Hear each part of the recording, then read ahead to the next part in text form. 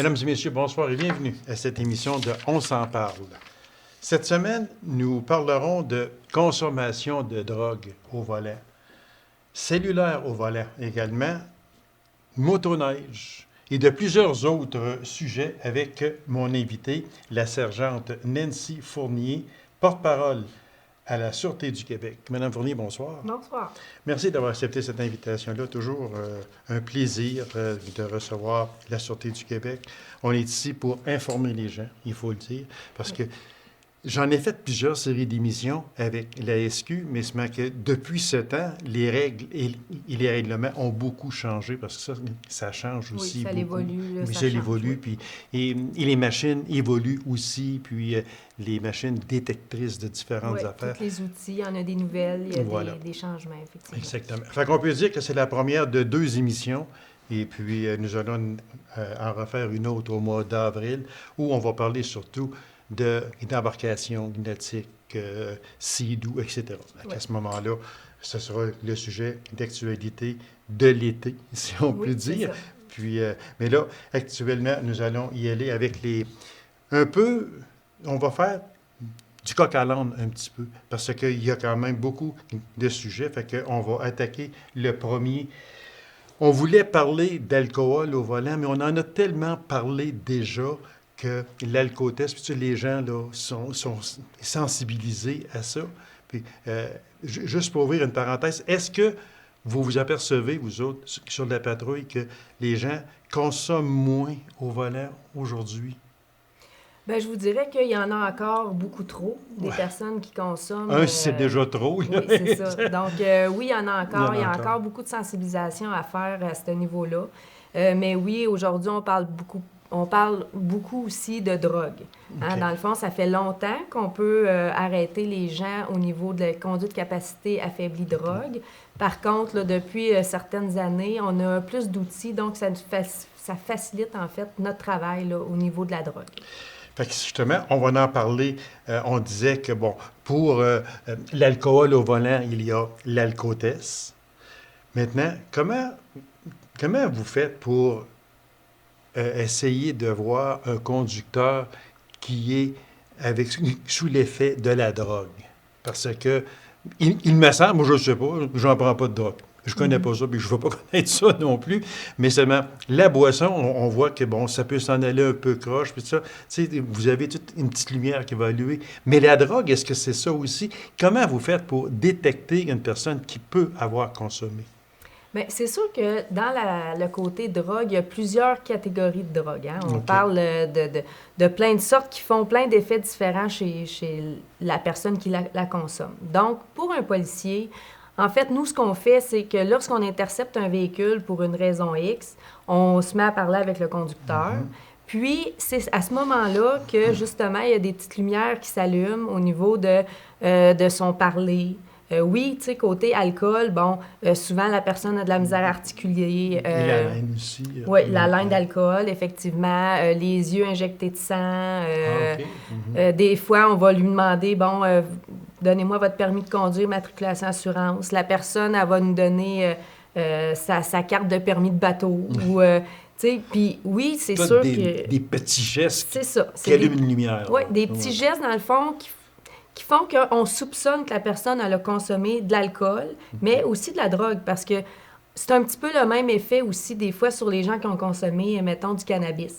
Des fois, ils ont de la misère à parler, ils sont lents. Des fois, on intercepte des gens, ils font pas de l'excès de vitesse, ils roulent à 20 dans une zone de 50. C'est bizarre. Quand, mettons, la voie est belle, les conditions sont correctes, donc ça nous allume un petit peu, là, on va aller vérifier le conducteur. Donc, dans le fond, ce qu'on fait, c'est que tout ça, ça nous donne des soupçons. Une fois qu'on soupçonne que, mettons, que ça sent pas l'alcool, mais qu'elle a ces petits symptômes-là, bien là, on se dit, elle a peut-être consommé de la drogue, par contre. Donc, quand on a des soupçons pour l'alcool, on peut faire passer sur les lieux de l'interception un appareil de détection approuvé. Hein, on a déjà parlé. Ça, c'est un ADA qu'on appelle. Fait qu'on fait souffler la personne directement sur place pour finalement savoir si on a des motifs pour arrêter la personne, pour après aller au poste et faire passer l'alcotest qui va nous donner vraiment en milligrammes le taux d'alcoolémie que la personne a dans le sang. OK. Mais si, mettons, on pense que la personne, elle a consommé de la drogue, on ne fera pas passer un ADA, ça ne sert à rien. Elle n'a pas d'alcool. OK. Par contre, on va y faire passer, on appelle ça des épreuves de coordination des mouvements. OK? Ça, c'est 3 tests qu'on fait passer directement sur les lieux aussi. Donc, c'est sûr que le policier va s'arranger pour que ça soit sécuritaire, là, où Oui, est-ce qu'on oui, va c'est faire sûr, les tests. c'est sûr, oui. Mais en quoi ça consiste? C'est 3 tests. Le premier test, c'est le regard horizontal.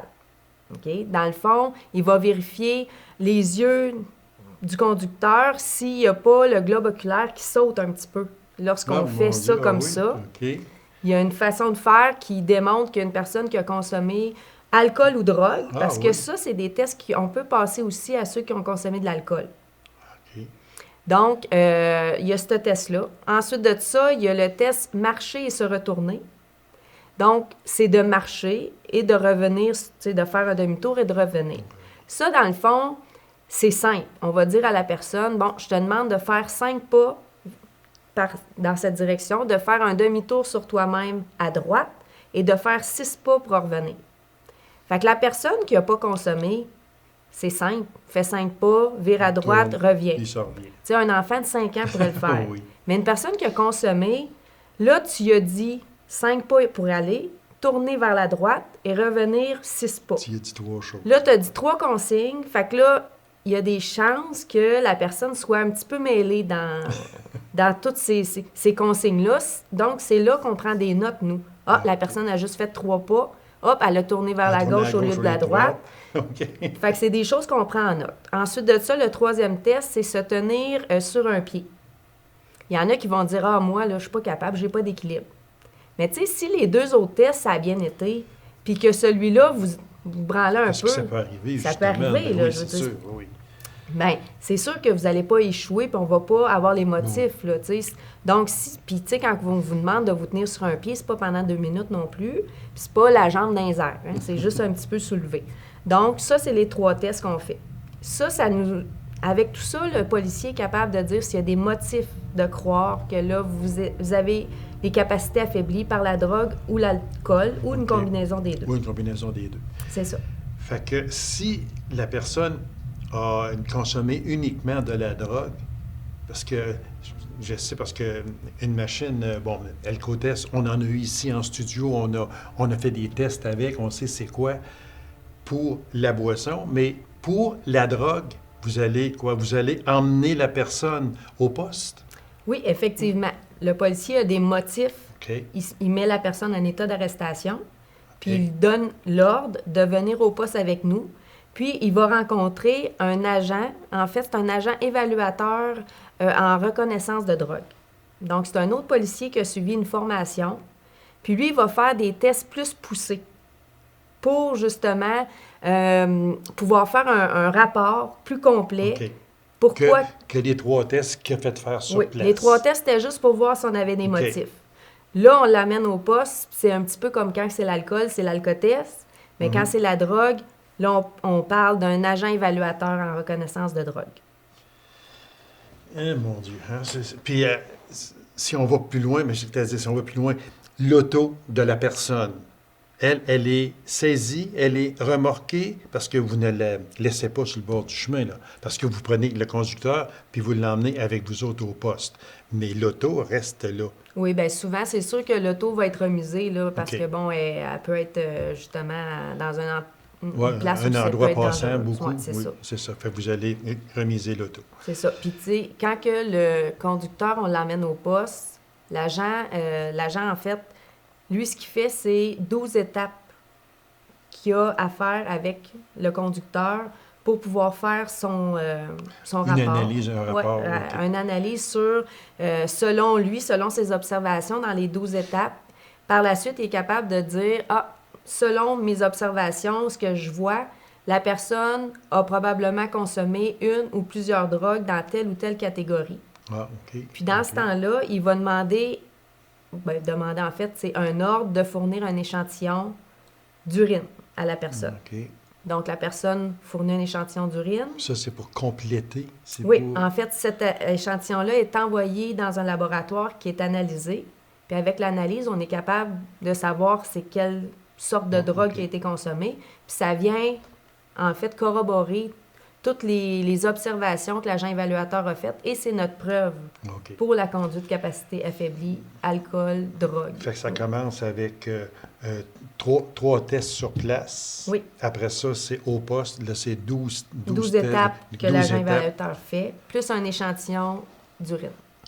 Êtes-vous d'accord avec moi que ça serait bien moins simple, bien moins compliqué si on n'en prend pas pantoute, hein? Il me semble. Effectivement. Effectivement, ça serait plus simple pour tout le monde et moins dangereux sur la route. Et voilà, exactement.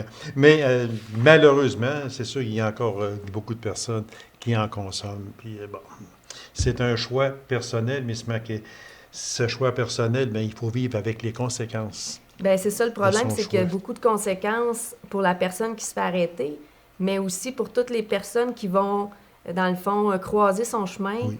Bien, ils peuvent être impliqués dans une collision qui peut être mortelle parce que la personne, justement, n'était pas en état de conduire.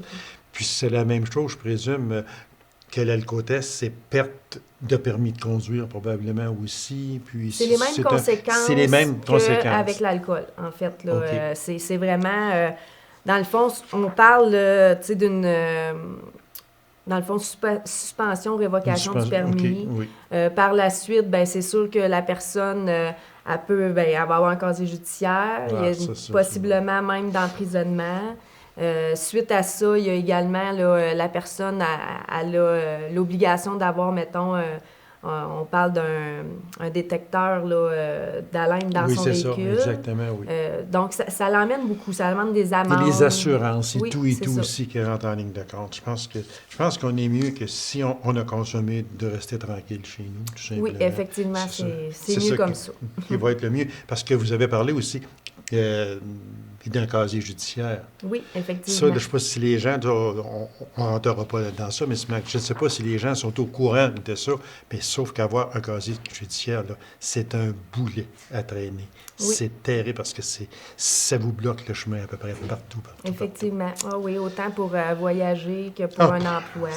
Exactement. Puis il y a bien, justement, c'est qu'il y a bien des emplois aujourd'hui que si vous avez un casier, vous ne pouvez pas accéder à cet emploi-là.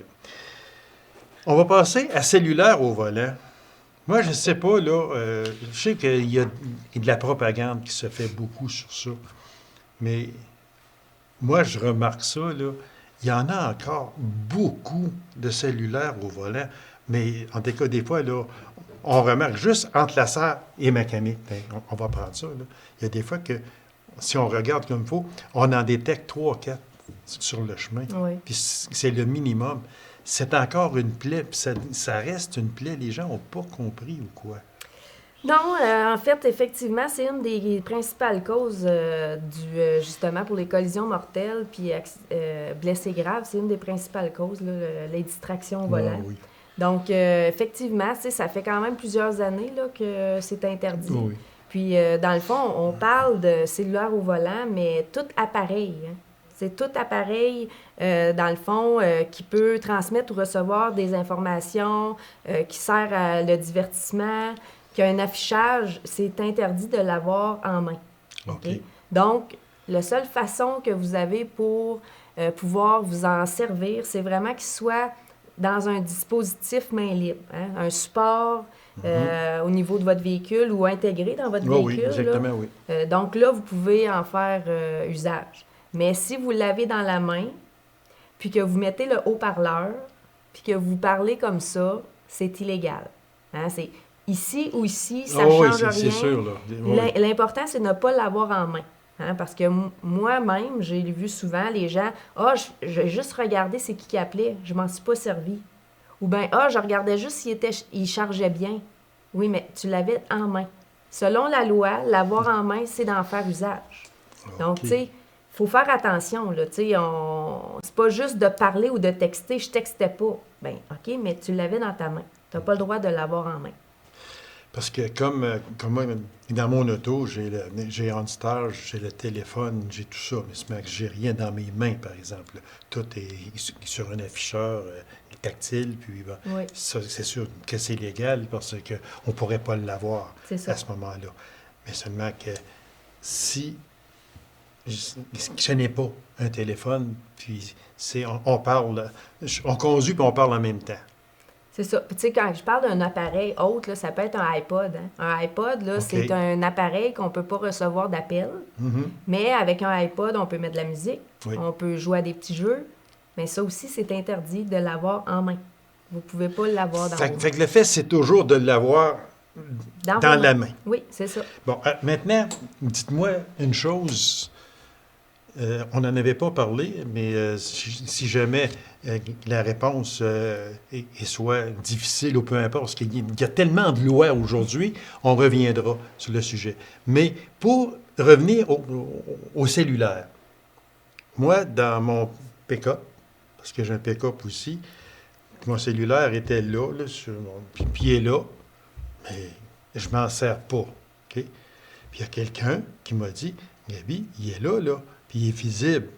Si tu te fais arrêter, tu peux te faire saisir ton cellulaire. Est-ce que j'étais légal de faire ça ou il faut qu'il soit caché, il faut qu'il soit dans mon bras d'appui? C'est ça là, que j'ai un peu de misère avec ça. Là, je ne sais pas. On n'en avait pas parlé. Si jamais on pourrait prendre cette question-là puis la remettre parce que il y a des choses dans ça qui sont importantes. Parce que moi, là, je l'avais là, sur ma console, mais il n'était pas ouvert, rien.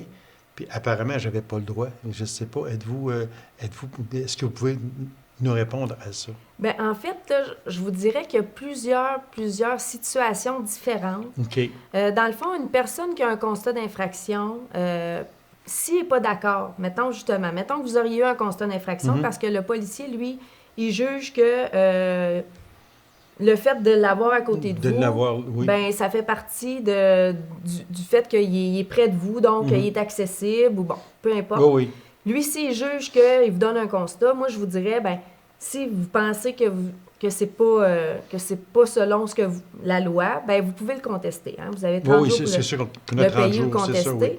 Mais moi, j'ai vérifié aussi, puis il y a certains juges qui ont dit que, mettons, une personne qui est passager, qui prend votre cellulaire, qui répond, qui le met main libre, puis vous le met proche de la bouche, comme ça, OK. bien, il y a une personne qui a été reconnue coupable parce que, dans le fond, la personne, c'est pas un dispositif main libre. Non, C'est pas exactement. considéré comme OK. Puis une personne qui a pris son cellulaire pendant qu'il était dans le lavoto, ben il a été reconnu coupable aussi parce que, dans le fond, il n'était pas en dehors de la circulation. Parce que quand on est dans un lavoto, il y a des véhicules en arrière. Donc, Ben, c'est touché. Hein? C'est pour c'est ça que je vraiment, n'ose oui, pas exactement. m'avancer trop OK. sur un cas spécifique. OK. Je vous dirais que si un jour vous avez un constat d'infraction et vous jugez que... Oui, parce qu'on peut toujours contester Oui. un billet d'infraction, que ce soit une vitesse, un arrêt obligatoire, un arrêt, un feu de ceinture, n'importe circulation. quoi. Ah oui, c'est OK, sûr. parce que chacun est libre, parce que je pense qu'on retourne l'étiquette à l'envers, puis on signe comme quoi on le C'est conteste, ça. et puis à ce moment-là. Oui. Mais seulement que... Non, parce que c'est quand même, c'est comme vous dites, là, c'est vraiment, là, il y a des petits points là-dedans, là, que c'est pas facile. Non, Fait c'est que- ça. Puis, tu sais, Exact. c'est une interprétation. Un Oui, c'est policier, ça. lui, peut lire la loi puis dire pour moi, ça, c'est considéré comme s'il en faisait usage. Voilà. Mais ça sera au juge de décider. Exactement, rendu là. c'est ça. Fait qu'en tout cas, parce qu'on en voit encore, puis même il n'y a pas tellement longtemps, moi, face à moi, il y a un véhicule qui était à cheval sur la ligne, puis j'ai vu très bien qu'il textait, là. Oui. Très bien, là. Même j'ai dit à mon épouse, j'ai dit, hey, Ça en vient c'est sur dangereux, moi. Ben ça, oui. là. Fait que non, s'il vous plaît, arrêtez sur le bord du chemin, oui, puis on peut... Ben, en fait, dans le fond, vous pouvez utiliser votre cellulaire lorsque vous êtes stationné légalement à une place OK. sécuritaire. C'est Ah, sûr OK. que si vous êtes sur l'autoroute, que là, vous Ouais. stationnez c'est pas sécuritaire. Non, là. exactement. Donc, c'est vraiment de prenez une bretelle C'est ou ça, rentrer dans exactement. une cour. Soyez sûr d'être sécuritaire. Ouais. Puis aussi, l'usage du cellulaire ou autre dispositif, là, comme je vous ai expliqué, c'est pas juste sur le chemin public. Hein. C'est aussi sur les chemins, mettons, entretenu par le ministère des Ressources naturelles et de la Non Faune. numéroté, là, qu'on Oui, appelle. c'est là, ça. c'est ça, OK. Également, dans des stationnements, hein, les centres commerciaux. OK. Tu sais, vous circulez dans un stationnement, un terrain de centre commercial, vous ne pouvez pas utiliser votre cellulaire. Vous ne pouvez pas l'avoir en main quand même. Donc, ça aussi, il faut faire attention. Puis aussi, quand vous êtes, dans le fond, il faut que vous soyez stationné. Être immobilisé dans la circulation à un feu rouge. Vous ne pouvez pas prendre votre cellulaire puis commencer à jouer avec. Là. Vous ne pouvez pas. Donc, si vous attendez à une lumière ou parce qu'il y a une zone de construction ou peu importe, vous ne pouvez pas faire usage de votre cellulaire.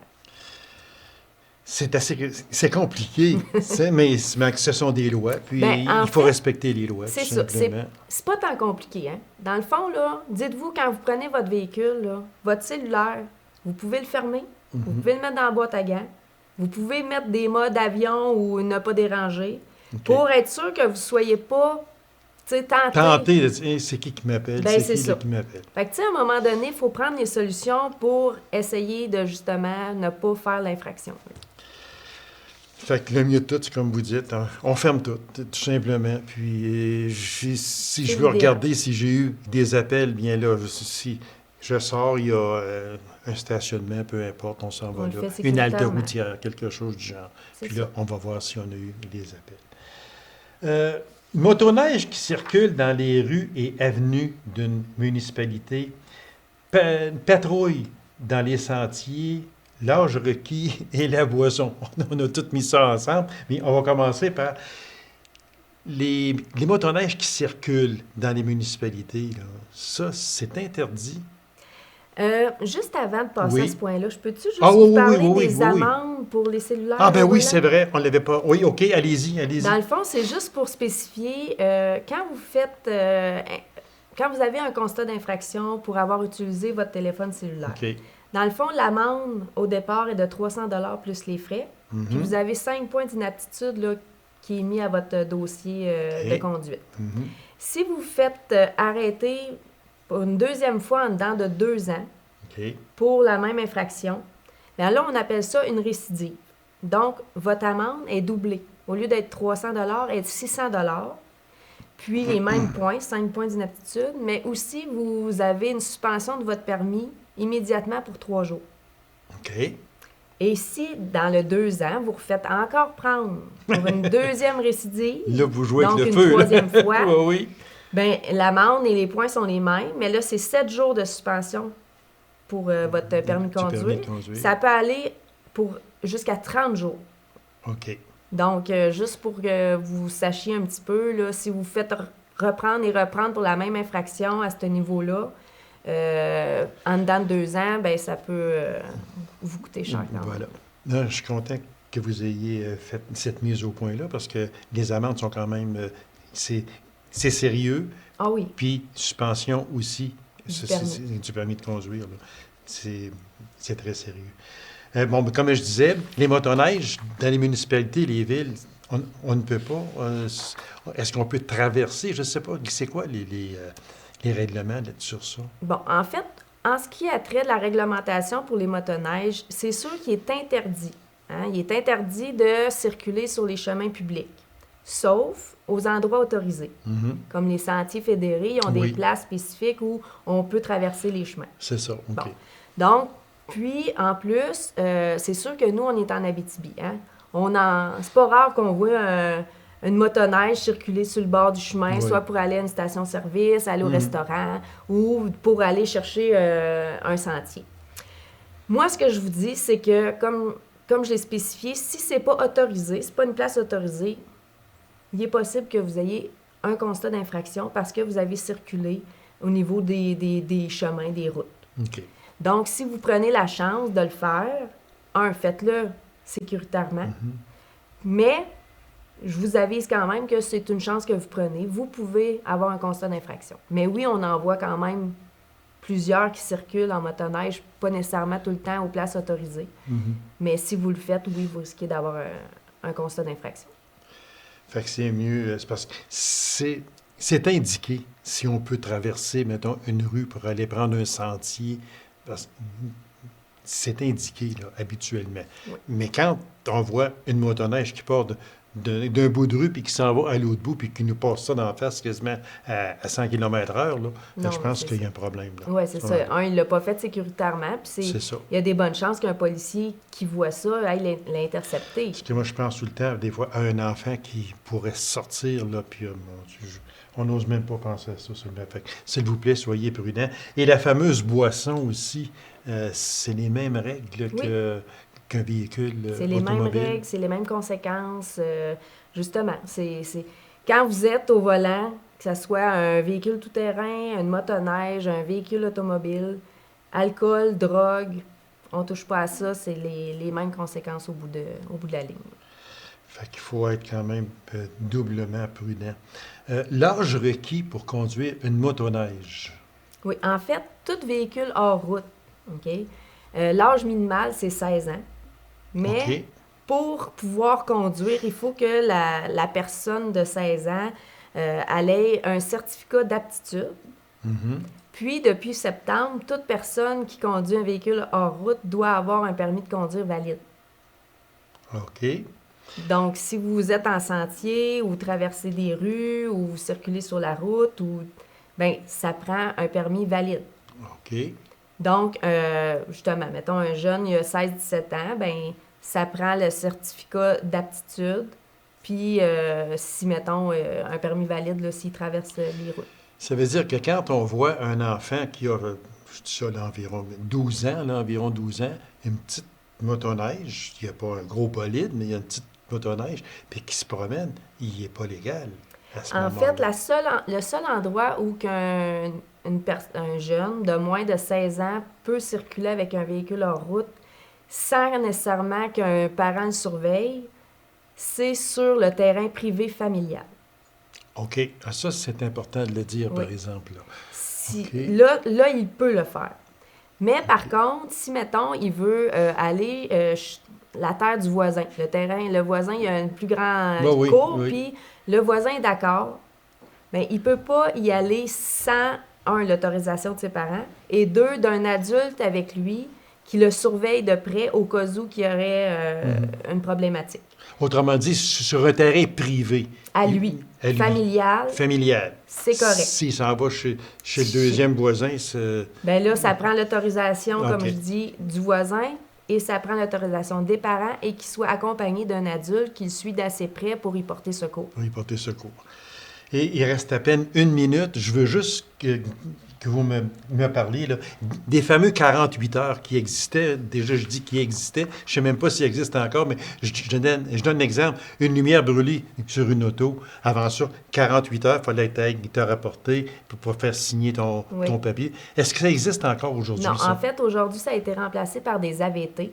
Donc, un policier, quand il vous intercepte pour votre phare brûlé, dans le fond, il vous dit que, dans le fond, vous êtes déjà en infraction. Il pourrait vous donner un constat d'infraction immédiatement pour le phare brûlé. OK. Mais il décide de vous donner un AVT. Lui, c'est rentré dans le système policier, des formations policières. Donc, il faut que vous le faisiez réparer le plus rapidement possible. Le lendemain, si un autre policier vous intercepte puis vous ne l'avez pas... La lumière est encore brûlée. Ben, est encore brûlée. OK. Bon, bien là, le policier, il voit dans le système qu'il y a déjà un policier qui vous a averti. Puis si lui, il juge que vous aviez assez de temps pour le faire puis que vous méritiez un constat d'infraction, il va le faire. OK. Donc, la différence, c'est que vous n'avez plus 48 heures. Il faut que vous faisiez le plus rapidement possible. Et vous n'êtes plus obligé d'aller au poste de police. Et c'est rentré dans le système. C'est comme rentré ça, dans le système. Qu'il soit à Amos ou à Montréal, On le voit. Vous allez le voir. Ouais. Nancy Fournier, merci infiniment. C'était vraiment très intéressant. Mais il nous reste encore des questions. Fait qu'on va prendre ces questions-là, puis on va les transporter au mois d'avril. Puis on va parler aussi de motomarine et de ça. Je vous remercie pour vos Ça m'a excellents fait plaisir. conseils. Fait Merci. qu'on va sûrement se revoir très bientôt. Oui. C'est moi qui vous remercie. Alors, mesdames et messieurs, merci d'avoir été là. On se donne rendez-vous à une prochaine émission de On s'en parle. Au revoir et bonne semaine.